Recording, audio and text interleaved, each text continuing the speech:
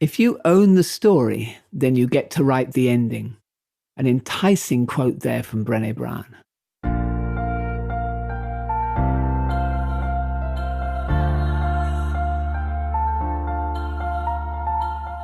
This is Walking Your Talk, a personal development podcast about leadership, authenticity, and courage. I'm Carolyn Taylor, and I've spent my life working with leaders in organizations on how to change their culture. But this is much more personal. If you want to be known as someone who walks your talk at work and beyond, then this podcast is for you.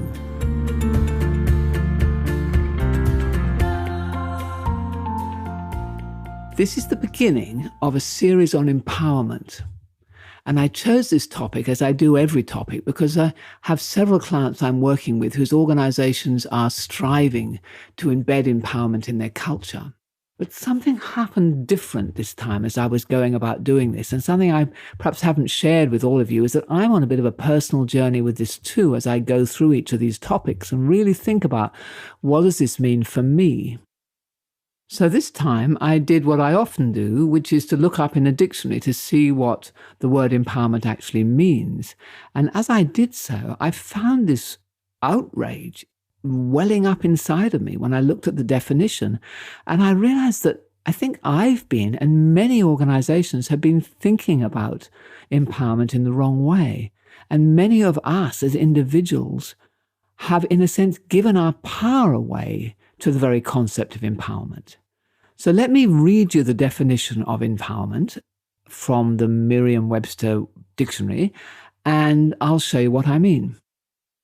So the definition of empowerment, to empower, means to give someone the power or the authority to do something, to make someone stronger and more in control.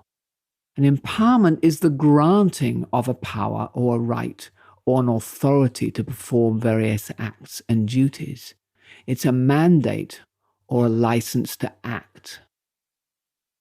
So where did my outrage come from? It came from the belief that I hold really deeply that only I can give myself the power and the authority to do something. That it's me, that the right to be, the mandate to exist to the fullest level that I can, to show up, to make something happen, to make my life work, only occurs when that feeling of empowerment actually wells up inside of me, and not when some other power, my boss or head office or my clients or the government or my relationship or people that I know, not when somebody else grants me this empowerment. It's like that is a disempowering concept, I realized, because even in that very act, it suggests that I can only feel empowered in relation to someone else who is granting me that. And I don't believe that. So right now in organizations, we have many leaders, and I know many leaders, who are looking and can see rationally that what needs to happen is more empowerment. That it really does matter, that it makes faster decisions and agility and customer-centricity and more innovation, that when people are able to take ownership and be prepared to be responsible and make decisions on their own and not feel that they have to wait for someone else to tell them what to do, that leads to all sorts of benefits for an organization.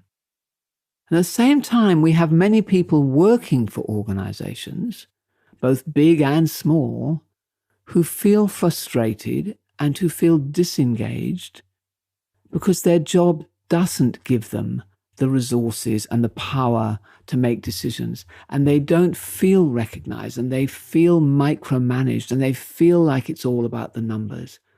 And then they lose, or we lose heart, and we start to doubt ourselves, and we start to feel fearful, and we start to take less risks, and we play safer, and we don't challenge. So we're caught in a kind of loop here between leaders who feel that they have a responsibility to empower others, and all of us who are waiting for someone to give us that power, which in fact, I think lies inside of ourselves. So how do we break that cycle? And that's what this series is going to be about. My experience is that 80%, I'm saying 80%, something like that, of empowerment actually starts to happen in someone's life, comes from that inner work. It comes from changing the patterns of thinking that I as an individual have that make me feel disempowered. Even though I will project that onto other people, even though I will blame other people and I'll say it's because so-and-so doesn't allow me and it's because whenever I come into contact with them, I feel disempowered and I can't do things. But in the end, when it gets down to it, 80% of what I have seen causes transformation in people where they start to really step up to that ownership, which is being and feeling empowered. 80% comes from people doing work on themselves that changes that pattern in them. And then 20%, I think, comes from the role that another person has in creating an environment where that act of empowerment from an individual, of self-empowerment, is more likely to happen. So you can create the conditions which make it easier for somebody to pick up. You can, there's the encouragement, there is the recognition, there is the sense of psychological safety, there is actually giving people the opportunity to explore these sort of things for themselves, providing the training programs for them to do it, whatever it happens to be. So there is a role in an organizational sense and in a society sense. I think the same is true for government. There is a role where it is possible to create that environment. But I want to talk today, and I want to talk in the next 2 episodes, not about that role. We'll cover that later on in the series. I want to start by talking about what that role of empowerment means for us and what it takes to actually claim and reclaim that sense of power inside of oneself. So it starts with me. It starts with you. Wherever you sit inside of the ecosystem. And I have found people who are CEOs who feel powerless in relation to their boards. I've heard customers say that they feel powerless in relation to suppliers, and suppliers feel powerless in relation to their clients. Middle management feel powerless sometimes in relation to their boss, or region will feel powerless in relation to head office. All of us, whoever we are, have parts of our life at work, but also beyond work, where we don't feel empowered, where we don't feel like we have that mandate or that license to act, and where we start to feel passive, or we start to give up. I had a very powerful experience of this myself a few years ago when I broke my ankle quite badly. And I ended up in a public ward of a hospital in a country which wasn't my own for several days. And as I lay there, I could feel my power fading away. Now, I'm normally somebody who is quite good at complaining when I don't get what I want. Some would say that I would be bossy in that kind of way that an English person can be, come in and say, this is how it ought to be. But there was something about that hospital system and about being in pain and about lying there, and the operation got delayed because there were more important things that kept coming in above us, and they kept coming to say each day, no, you're not going to do it today.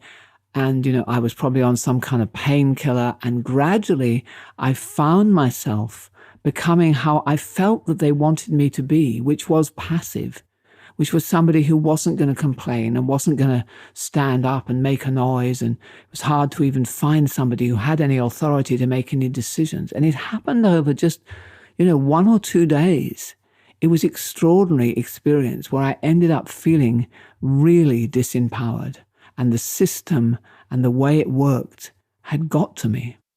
So that's what I mean when I say, where are the places in your life where you feel disempowered? What causes that to happen? And so the exercise today is to find those places. Find some situations where you feel really empowered, where you feel like you have granted yourself the mandate and the license to act and to act well. And other places where you feel disempowered. Now, they may be certain relationships. It may be certain situations. Maybe as a citizen, you feel empowered or not empowered within the society. Maybe it's a relationship you have with a particular client or a supplier. Maybe it's your relationship with head office or your relationship with your direct boss. So I want you to think about what those moments are, what those situations are, and then see if you can work out what happens inside of you for that to occur. Yes, also, what were the external circumstances, but what are the internal circumstances? And is there a pattern of thinking that gets triggered where you lose your sense of power, where you don't feel empowered as an individual anymore? So look for those this week. Maybe write a few of them down, because next week, what I want to do, in the next 2 weeks actually, is to focus on some tools to start to reclaim that power as an individual, regardless of which organization you sit in or whether you even sit in an organization, regardless as to whether there is some empowerment program going on around you or somebody is claiming to be able to empower you. Just forget about all of that.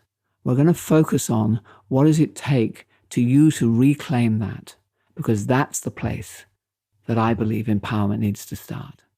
So I look forward to seeing you in the next week and the episode afterwards where we'll explore this some more. I hope you go well with this exercise, and I hope you, like me today, have realized that perhaps we haven't been thinking about empowerment quite the right way, and that we need to start by looking inside of ourselves. So I'll see you next week. Thank you for being with me today.